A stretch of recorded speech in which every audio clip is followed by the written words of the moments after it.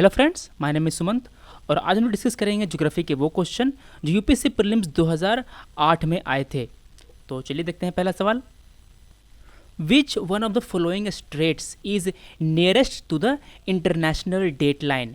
Malacca strait, Bering strait, strait of Florida, strait of Gibraltar. तो दोस्तों अगर आप इंटरनेशनल डेट लाइन देखेंगे तो ये क्या है, देखिए ये है इंटरनेशनल डेट लाइन। ये एक स्ट्रेट लाइन नहीं है। अगर आपसे कोई सवाल पूछे कि क्या इंटरनेशनल डेट लाइन एक स्ट्रेट लाइन है तो आपका क्या कहना है? नो। ये जो स्ट्रेट लाइन है वो बियरिंग स्ट्रेट से होकर पास करे। देखिए यहाँ पर जो आप देख रहे हैं ना, ये वाला, इसे कहते हैं हम लोग बियरिंग स्ट्रेट। तो सबसे पहले देखते हैं कि हम लोग कि आखिर एक स्ट्रेट होता क्या है। A strait is a naturally formed narrow waterway that connect two large bodies of water. देखिए ये एक लार्ज बॉडी ऑफ वाटर है और ये एक लार्ज बॉडी ऑफ वाटर है। इन दोनों के बीच में जो कनेक्ट करता है ना, छोटी सी वाटर बॉडी पतली सी, इससे हम लोग कहते हैं स्ट्रेट। फॉर एग्जांपल हमारे यहाँ पर है पल्क स्ट्रेट, देख रहे हैं, जो कि पल्क बे को ये बे ऑफ बंगाल से कनेक्ट करता है। क्या करता है? पल्क बे को बे ऑफ बंगाल से कनेक्ट करता है। Most commonly it is a channel of water that lies between two land masses. एक लैंड मास हो गया ये वाला, एक लैंड मास हो गया ये वाला। तो और अगर आपसे कोई पूछे कि बे क्या होता है, हमने भी कहा बे ऑफ बंगाल, तो बे क्या होता है? A bay is a body of water connected to an ocean और a lake formed by an indentation of the shoreline. Shoreline के इंडेंटेशन से, उसके मुड़ाव से जो बनता है ना, उसे हम लोग कहते हैं बे। फॉर एग्जाम्पल देखिए ये है ऐसा इंडिया, यहाँ पर है बांग्लादेश, यहाँ पर है म्यांमार, ऐसे। तो देख रहे हैं कि ये जो कोस्ट लाइन है इसके इंडेंटेशन से बन रहा है ये वाला, है ना। तो इसे हम लोग कहते हैं बे ऑफ बंगाल।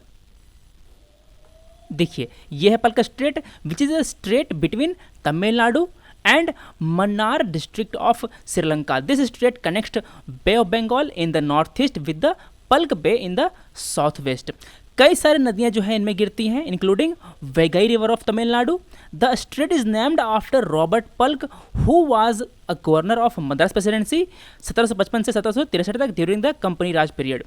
तो दोस्तों अब हम इसके बाद देखते हैं कुछ और स्ट्रेट जो कि इंपॉर्टेंट है हमारे एग्जाम के लिए।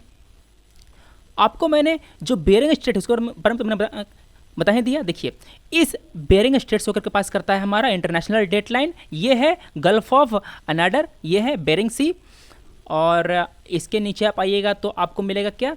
ये है पल्क स्ट्रेट। फिर देखिए यहाँ पर है डेनमार्क स्ट्रेट, देख रहे हैं ये वाला, आइसलैंड और ग्रीनलैंड के बीच में है ये डेनमार्क स्ट्रेट। यहाँ पर यह है लेब्राडोर सी और यहीं से होकर पास करती है लेब्राडोर करंट, जो कि एक कोल्ड करंट है। क्या है? लेब्राडोर करंट एक कोल्ड करंट है। यहाँ देख रहे हैं आप डेविस स्ट्रेट, ये है ग्रीनलैंड सी, नॉर्वेनियन सी, आप यहाँ पर सारा देख पा रहे हैं। यह है नॉर्वे कंट्री, यह है डेनमार्क, यह है यूके और यह है आयरलैंड। अब आते हैं, यह है स्टेट ऑफ डोवर, यह है डोवर सिटी, यह है इंग्लिश चैनल जो कि इंग्लैंड को इससे फ्रांस से अलग करती है यहाँ पे। अब आते हैं इधर, देखिए यहाँ पर यह है पर्शियन गल्फ, यह है गल्फ ऑफ ओमान और ये है स्ट्रेट ऑफ हॉर्मुज। ये देख रहे हैं आप, ये वाला स्ट्रेट ऑफ हॉर्मुज, ये देख रहे हैं आप, ये ओमान का पार्ट है। ये है कोरिया स्ट्रेट, ये है कोरिया और ये है जापान। ये है कोरिया स्ट्रेट, वेस्टर्न चैनल और सुमेश स्ट्रेट। यह है जिब्राल्टर, ऊपर है स्पेन और नीचे है मोरक्को। ध्यान दीजिए, ऊपर है स्पेन, नीचे है मोरक्को, ये है स्टेट ऑफ जिब्राल्टर। यहाँ पर देखिए यह है बफिन आइलैंड और यहाँ पर आप देख पा रहे हैं यह है डेविस स्ट्रेट। क्या है? डेविस स्ट्रेट, जो कि यहाँ पर ग्रीनलैंड है इधर और इधर है बैफिन आइलैंड। और स्ट्रेट ऑफ मलक्का तो आप जानते ही हैं, ये सबसे ईजी है। ये है इंडोनेशिया, ये है मलेशिया, इसके बीच में है स्ट्रेट ऑफ मलक्का, जहाँ से काफ़ी ज़्यादा मात्रा में जो ट्रेड्स जो शिप्स हैं वो पास करती हैं। दोस्तों अगला सवाल भी मैप से ही पूछा गया है। Which of the following cities is nearest to the equator? Equator क्या? 0 डिग्री। Colombo, Jakarta, Manila, Singapore. तो चलिए देखते हैं मैप में। यहाँ पर देखिए ये है इक्वेटर 0 डिग्री, जो कि नॉर्दर्न हेमिस्फेयर को सॉदर्न हेमिस्फेयर को दोनों को डिवाइड करता है पृथ्वी में। ठीक है, देखिए यहाँ पर ये है इंडोनेशिया, ये है जकार्ता, यहाँ पर देख रहे हैं आप, ये है सिंगापुर यहाँ पर। तो देखिए ये है इक्वेटर, तो जो सिंगापुर है वो तो जकार्ता से नज़दीक ही है ना। तो मैंने क्या किया, मैंने जकार्ता को एलिमिनेट किया। फिर देखिए यहाँ पर है फिनोम पेन, कंबोडिया यहाँ है, बैंकॉक यहाँ है। कौन कौन सा हमारे पास ऑप्शन था? हमारे पास ऑप्शन है कोलंबो, जकार्ता तो मैंने काट दिया। अब बचा कोलंबो और मनीला। तो देखिए यहाँ है कोलंबो, देख रहे हैं आप ये वाला। तो सिंगापुर जो है वो तो कोलंबो से नज़दीक ही है, तो मैंने कोलंबो को काट दिया। अब क्या बचा था? अब बचा था मनीला। मनीला कहाँ पड़ता है? देखिए ये है अंडमान सी, ये है गल्फ ऑफ थाईलैंड, ये है साउथ चाइना सी, यहाँ है देखिए मनीला जो कि फिलीपींस में पड़ता है। तो जो मनीला है वो तो यहाँ से काफ़ी दूर है ना। तो मेरा आंसर क्या है, मेरा आंसर है सिंगापुर। आंसर हो गया डी सिंगापुर। अगला सवाल देखते हैं। अच्छा, यहाँ पर आप मैप में एक और बात देख लीजिए कि जो इलाके हैं, यहाँ पर है अरेबियन सी, यहाँ है बे ऑफ बंगाल, ये है फिलीपींस सी, ये है ट्रॉपिक ऑफ कैंसर। तो जो ट्रॉपिक ऑफ कैंसर है वो ताइवान से होकर पास करता है, ये चाइना से होकर पास करेगा। इसके अलावा जो ये जब देख रहे हैं ना म्यांमार से इंडिया से होकर पास करता ही करता है। पाकिस्तान से होकर के ये पास नहीं कर रहा, देखिए यहाँ पर ये है पाकिस्तान के तो नीचे है ना ये वाला लाइन। अगला सवाल, which are the following countries share border with Moldova. Moldova से कौन कौन से लोग शेयर करते हैं, कौन कौन सी कंट्री शेयर करती हैं बाउंड्री, यूक्रेन, रोमानिया, बेलारूस। देखिए तो जो मोल्डोवा दोस्तों ये एक लैंडलॉक्ड कंट्री है। लैंडलॉक्ड कंट्री क्या होता है, लैंडलॉक्ड कंट्री वो कंट्री होती है जो सी से या किसी भी वाटर बॉडी से टच नहीं करता। देखिए यहाँ पर है ब्लैक सी, ये इस कंट्री ये जो कंट्री है मोल्डोवा वो ब्लैक सी से टच नहीं कर पा रहा। इसके इस साइड है यूक्रेन और इसके इस साइड है रोमानिया। मेरा यूक्रेन और रोमानिया 1 और 2 सही है। थर्ड जो बेलारूस है वो इसको टच नहीं करता, 3 है जो गलत है। तो मैंने बी सी डी काटा, मेरा आंसर है A 1 and 2 only. Consider the following statements, Ajman is one of the 7 emirates of the UAE, Ras Al Khaimah was the last kingdom to join UAE. Factual सवाल है, आएगा तो होगा, नहीं होगा नहीं होगा। आंसर है सी, बोथ 1 and 2 दोनों सही है। Out of the biosphere reserve in India 4 have been recognized by on the World Network by UNESCO. Which one of the following is not one of them? Gulf of Mannar, Kanchenjunga, Nanda Devi, Sundarban. दोस्तों इस question की help से हम लोग discuss करेंगे कि biosphere reserve क्या होता है। इसका आंसर आप मुझे बताइए, आप गूगल पर सर्च कीजिए। और इसके अलावा जो कंचनजंगा, नंदा देवी और सुंदरवन है, ये तीनों किन किन राज्यों में है आप हमें बताइए। देखिए जो कंचनजंगा नेशनल पार्क है वो कहाँ है, वो सिक्किम में है। ये यूनेस्को का जो वर्ल्ड हेरिटेज साइट है ना उसमें ये लिस्टेड है। It is India's first mixed heritage site. अब जो बायोस्फीयर रिजर्व होता है वो क्या होता है, these are areas of territorial and coastal ecosystem. तो दोस्तों अगर आपसे कोई सवाल पूछे कि बायोस्फीयर रिजर्व में केवल लैंड होता है तो सही होगा क्या, नहीं दोस्तों वो गलत होगा। उसने जब लगा दिया ना वर्ड ओनली मतलब कि केवल, तो ये गलत हो गया। ऐसे एक्सट्रीम वर्ड जो होते हैं ना ओनली, मस्ट इत्यादि, इन सबको आपको ध्यान देना है। तो उसने क्या कहा था, उसने कहा था कि इसमें केवल लैंड होता है, नहीं ये गलत है। टेरेस्ट्रियल के अलावा वहाँ पर जो कोस्टल इकोसिस्टम है वो भी हो सकते हैं, विच प्रमोट कंजर्वेशन ऑफ बायोडाइवर्सिटी। ये जो बायोस्फीयर रिजर्व होते हैं वो क्यों होते हैं, वो बायोडाइवर्सिटी को कंजर्व करने के लिए होते हैं with its sustainable use. They are international recognized, इनको इंटरनेशनल रिकोगनाइज किया जाता है within the framework of UNESCO's man and biosphere programme. क्या, man and biosphere programme and nominated by national government. दोस्तों किस एरिया को बायोस्फीयर रिजर्व घोषित करना है उसको जो सरकार है वो नॉमिनेट करेगी, फिर उसको यूनेस्को है जो इस लिस्ट में डालेगा। तो कई बार दोस्तों क्वेश्चन पूछते हैं आपसे लोग कि जो वाइल्ड लाइफ सेंचुरी है, जो नेशनल पार्क है, कंजर्वेशन रिजर्व है और जो कम्युनिटी रिजर्व है, इन सब में अंतर क्या है, इन सब को कैसे डिफ्रेंशिएट करेंगे।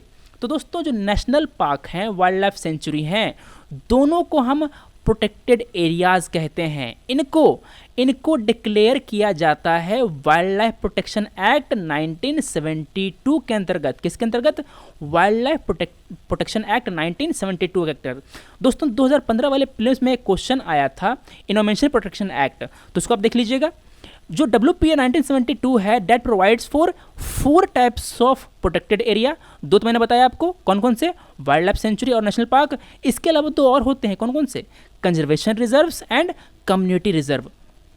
अब देखते हैं कि जो नेशनल पार्क है और जो वाइल्ड लाइफ सेंचुरी है दोनों में अंतर क्या होता है।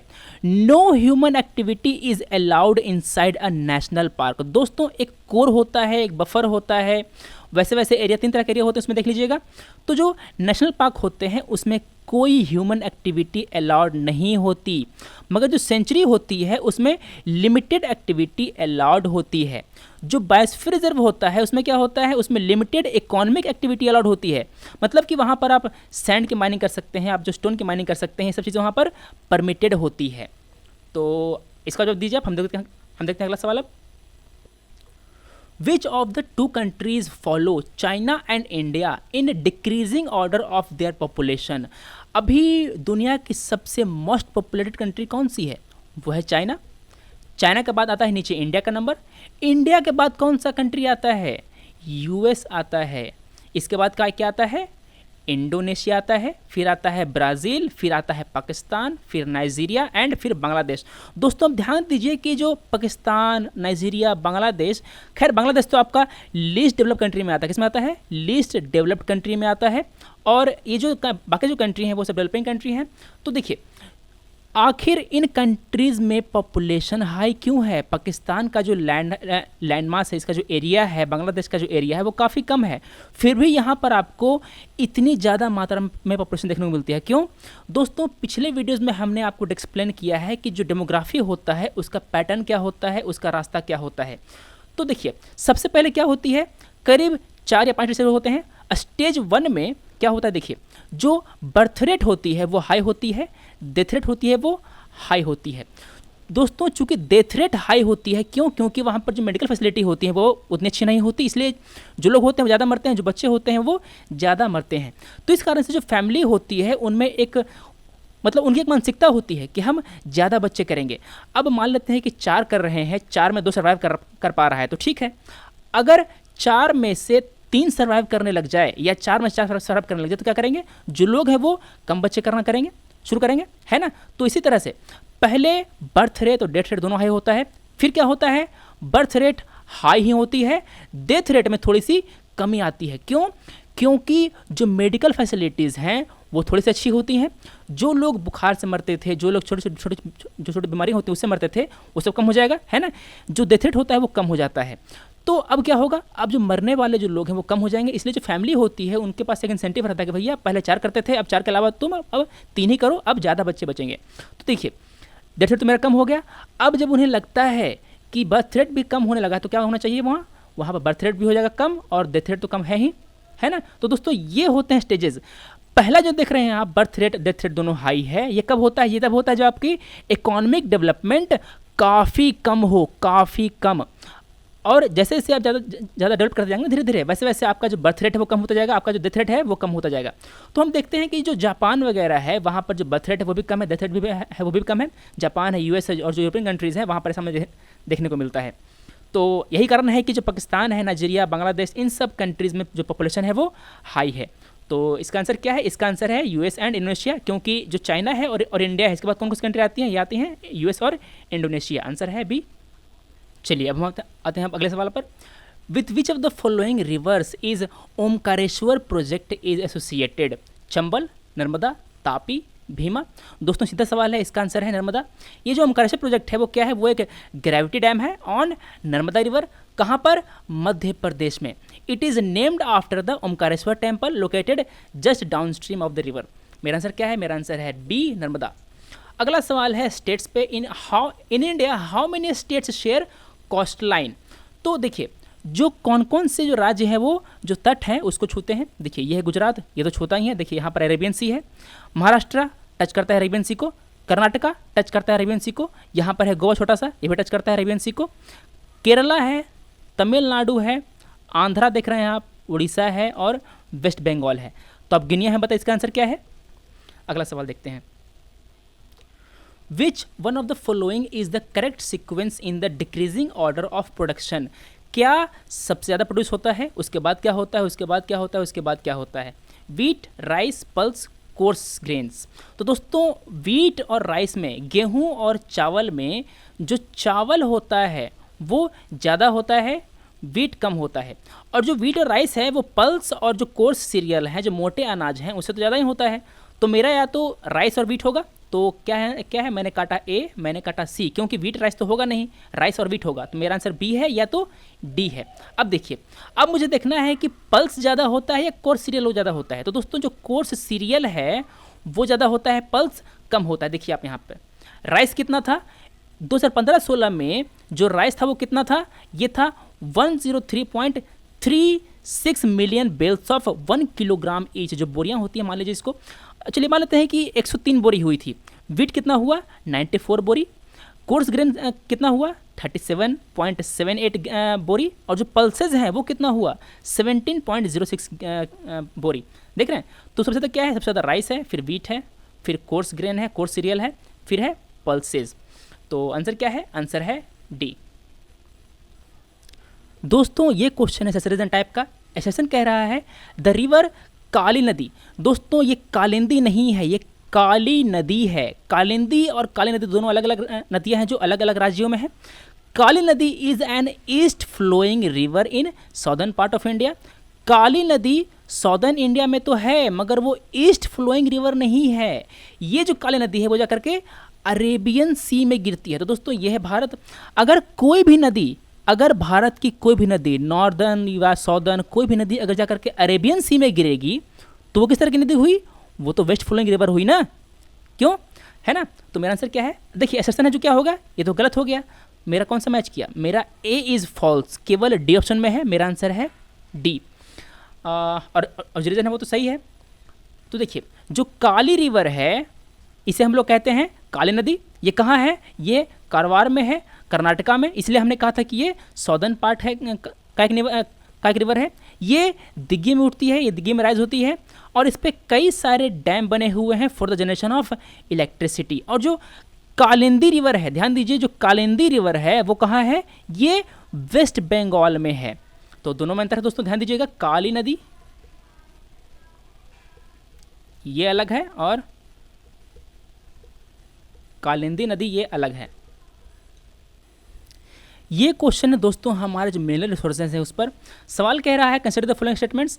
Balaghat is known for it's diamond mines. दोस्तों बालाघाट जो है वो अपनी मैंगनीज और कॉपर माइंस के लिए फेमस है। ये डायमंड माइंस के लिए फेमस नहीं है, यहाँ डायमंड नहीं मिलता। मेरा आंसर वन गलत है।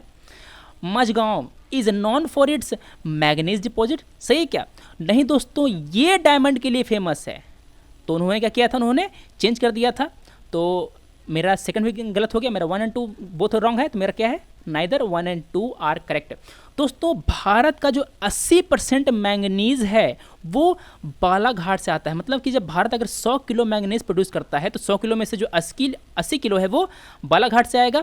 हाल में ही वहाँ पर जो कॉपर की डिस्कवरी की गई है, इसकी डिपॉजिट की गई है जो कि भारत में सबसे लार्जेस्ट मानी जा रही है वो डिपॉजिट। इनके अलावा मैंगनीज और कॉपर के अलावा आपको वहाँ पर बॉक्साइट, काइनाइट और जो लाइमस्टोन है आपको भी देखने को मिल जाएंगे। अब हमें ये बताइए कि अगर किसी जगह पे लाइमस्टोन का रिसोर्स है तो वहाँ पर आप कौन सा इंडस्ट्री देख सकते हैं, ये आपको बताना है। द मैंगनीज इज माइंड अंदर मैंगनीज और India limited MOIL, while copper जो होता है वो हिंदुस्तान कॉपर लिमिटेड के अंतर्गत माइन किया जाता है। ध्यान दीजिए दोनों अलग अलग कंपनी है, MOIL और HCL।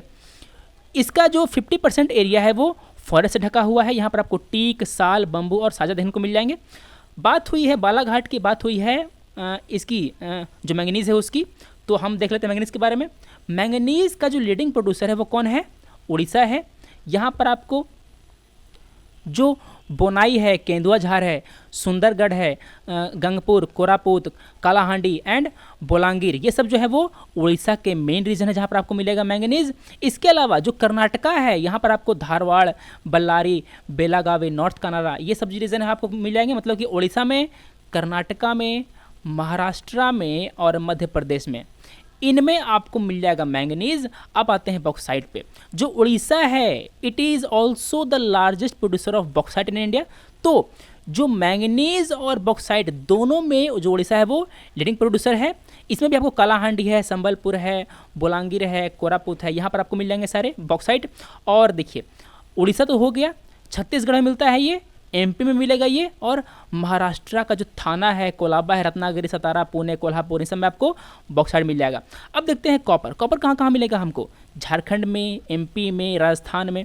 दोस्तों ये सब बातें मैं इसलिए पढ़ रहा हूँ ताकि अगर आप इसे पढ़ेंगे तो आपको कुछ देर तक याद रहेगा, मगर आप इसे सुन लेंगे कि दूसरे की आवाज़ में तो आपको ये चीज़ें ज़्यादा देर तक याद रहेंगी। अब मैं आपसे पूछूँ कि मैंगनीज कहाँ कहाँ मिलता है और मैं आपको कहूँ कि भैया ये बताओ कि गाँव में मैंगनीज मिलता है क्या, तो क्या कहेंगे आप तो सुनेंगे कि आप सोचेंगे कि भैया अभी तो हमने कहीं इसका नाम तो सुना नहीं गोवा का, है ना। तो मैंगनीज जो है वो गाँव में नहीं मिलेगा। अगर मैं आपसे कहूँ कि जो अरुणाचल है वहाँ मिलता है क्या मैंगनीज? हमने डिस्कस किया गोवा, हमने डिस्कस किया उड़ीसा, कर्नाटका, महाराष्ट्र, मध्य प्रदेश। हमने कभी कहा अरुणाचल? नहीं कहा। तो यहाँ पर मिलने की संभावना काफ़ी कम है ना। इसको आप जो है एलिमिनेट कर सकते थे। तो इसीलिए मैंने आपको ये सब चीज़ें पढ़ाई, मैंगनीज, बॉक्साइट, कॉपर वगैरह। चलिए देखते हैं अगला सवाल अब हम लोग। विच one of the following reverse originates इन अमरकंटक, दामोदर, महानदी, नर्मदा, तापी। तो दोस्तों जो महानदी है वो काफ़ी फेमस नदी है, ये अमरकंटक से निकलती है मध्य प्रदेश में। नर्मदा कितना लेंथ है 1315, माही कितना लेंथ है 580, ताप्ती 724। जो ताप्ती है वो कहाँ से निकलती है, ईस्टर्न सतपुड़ा रेंज से जो कि मध्य प्रदेश में है। जो माही कहाँ से निकलती है, एमपी में। नर्मदा कहाँ से निकलती है, अमरकंटक एमपी में। कहाँ गिरती है, गल्फ ऑफ खंबात में गिरती है ताप्ती, अरेबियन सी में गिरता है माही, और जो नर्मदा है वो भी अरेबियन सी में गिरती है वाया गल्फ ऑफ कैम्बे। मेरा आंसर क्या हुआ, मेरा आंसर है सी, नर्मदा नदी।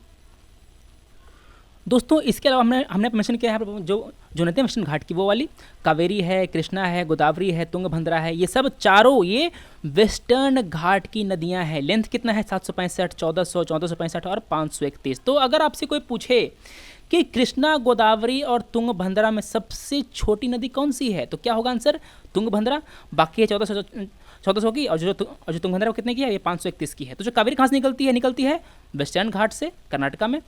कृष्णा कहाँ से निकलती है, कृष्णा की निकलती है originates in western ghat near Mahabaleshwar in Maharashtra. Godavari कहाँ से निकलती है, महाराष्ट्र में निकलती है, पासेस थ्रू 7 इंडियन स्टेट्स।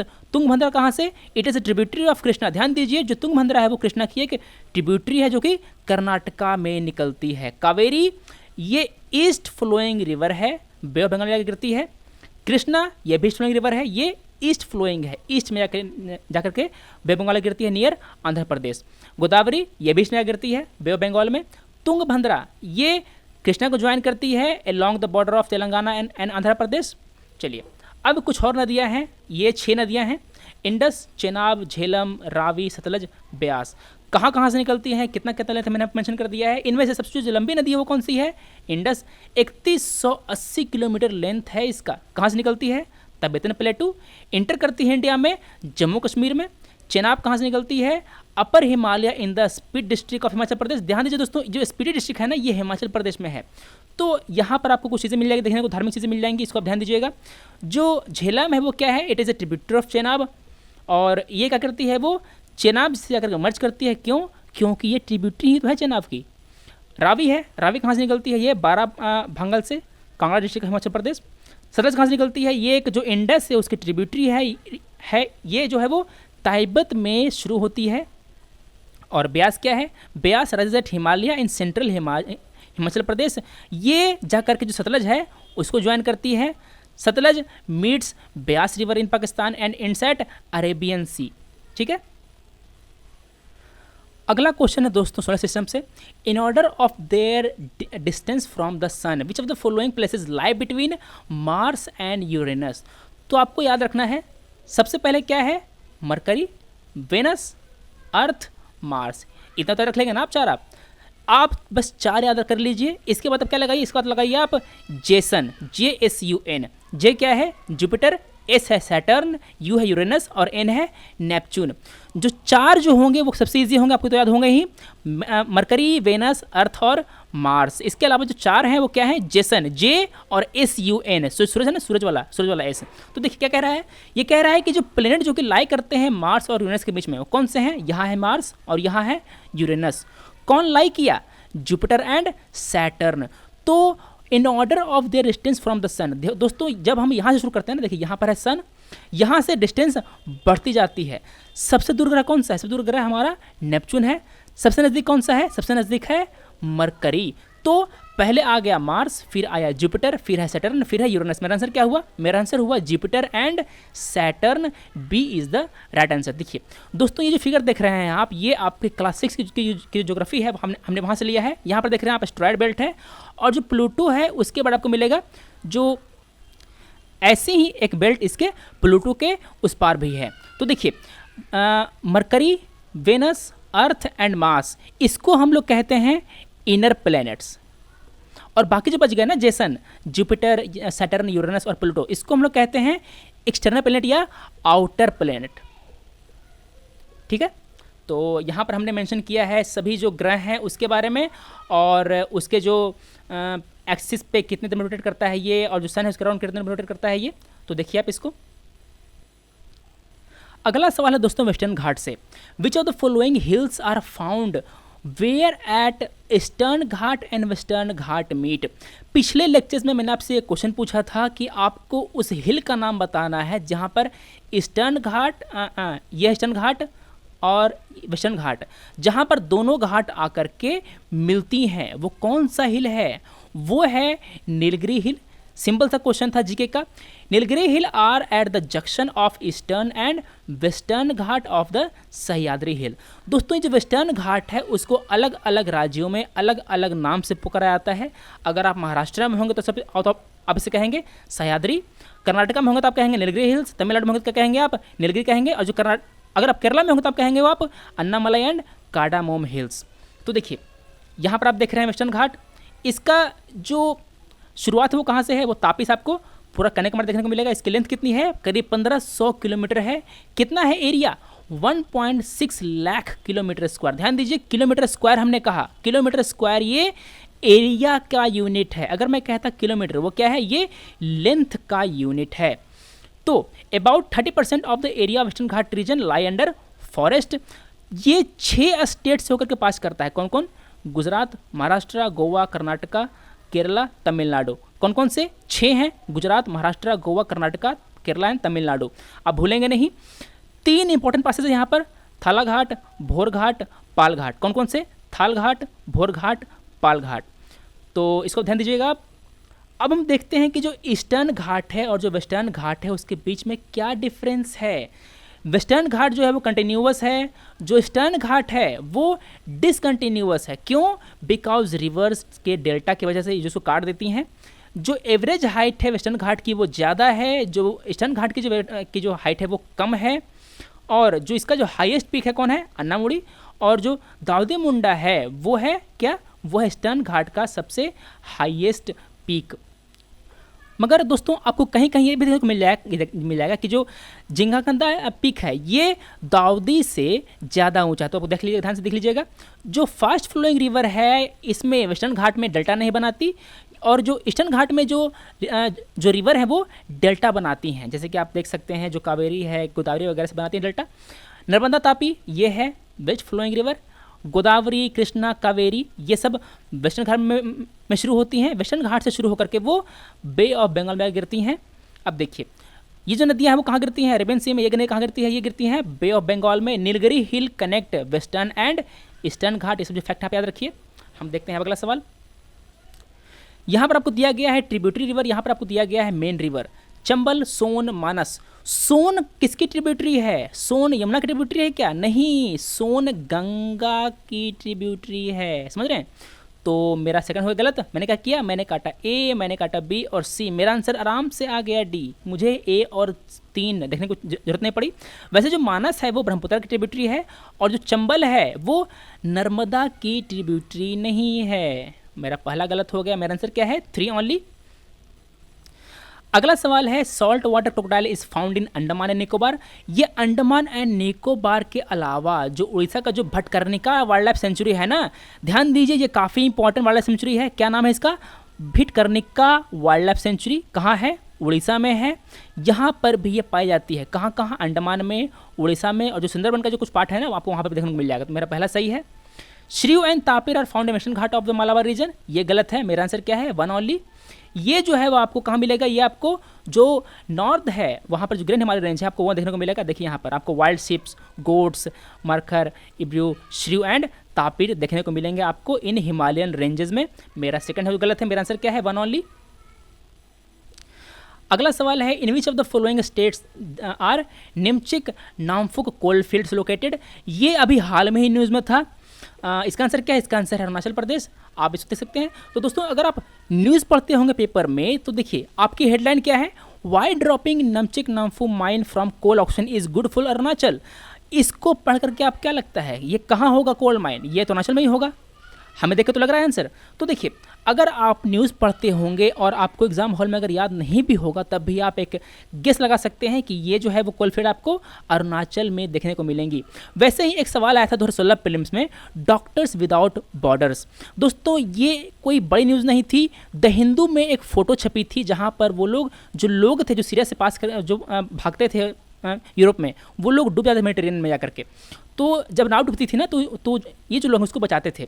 तो अगर आप न्यूज़ पढ़ते हैं ढंग से, ध्यान से, तो आप ऐसे क्वेश्चन कर सकते हैं, आपको चीज़ें रटने की ज़रूरत नहीं पड़ेगी। तो दोस्तों आपसे कोई कुछ भी कहे, टॉपर कहे, फेलियर कहे, कोई भी कुछ भी कहे, कि अगर कोई आपसे कहे कि आप न्यूज़पेपर ना पढ़िए, तो आप उसकी बात नहीं मानिए, वो झूठ बोल रहा है, ठीक है। अगर कोई ढंग का टॉपर होगा जो झूठ नहीं बोल रहा होगा, तो आपसे कहेगा कि भाई तुम न्यूज़पेपर पढ़ो, ये मस्ट है, ये प्रीलिम्स के लिए और मेंस के लिए मस्ट है। तो इस आप ध्यान दीजिएगा।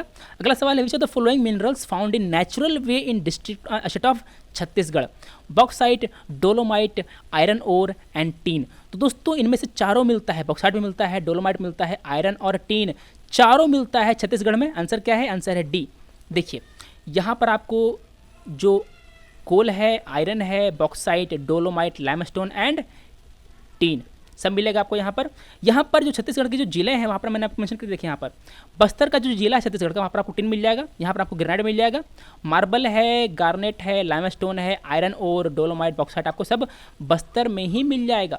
फिर है बिलासपुर, दांतेवाड़ा, कोरबा, कोरिया, ये सब जो इलाके हैं, ये है रायपुर, यहाँ पर आपको मिल जाएगा dolomite, limestone, quartzite, gemstones, quartzite, silica sand, granite और गोल्ड वगैरह। तो इसको देख सकते हैं आप।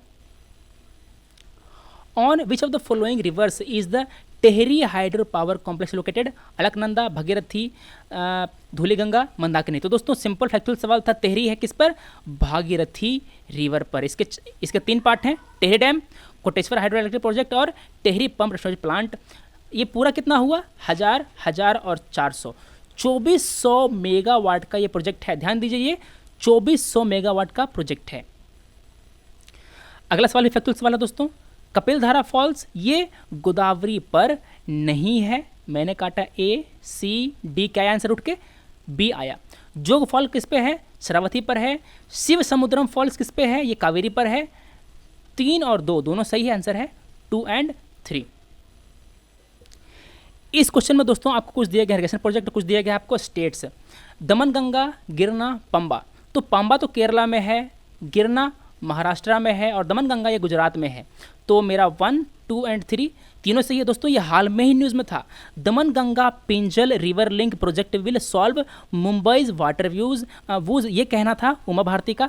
तो अगर आप ऐसे हेडलाइन देखते हैं तो आप देख लीजिए कि जो दमनगंगा और पांजाल रिवर है वो कहाँ है, वो किस स्टेट से पास करती है, ऐसे। तो दोस्तों ऐसे तैयारी करी जाती है प्रीलिम्स की। आपको ये जब चीज़ें देखेंगे ना वहीं पे एट एन इंस्टेंट, तो आपको चीज़ें याद रहेंगी, आपको ज़्यादा रटना नहीं पड़ेगा। तो दोस्तों ये जो वीडियो था वो हमारे UPSC previous year question lecture series का आखिरी वीडियो था। हमने ज्योग्राफी के, पॉलिटी के, इकोनॉमी के, art and culture and history, ये सब के क्वेश्चन पेपर सीधे 1995 से पूरा 2016 तक सारा क्वेश्चन हमने डिस्कस कर दिया है। वो पूरा एक प्लेलिस्ट में पड़ा हुआ है। तो दोस्तों उम्मीद आपका लेक्चर पसंद आया होगा। हम लोग मिलते हैं अगले वीडियो में। Thanks for watching, take care.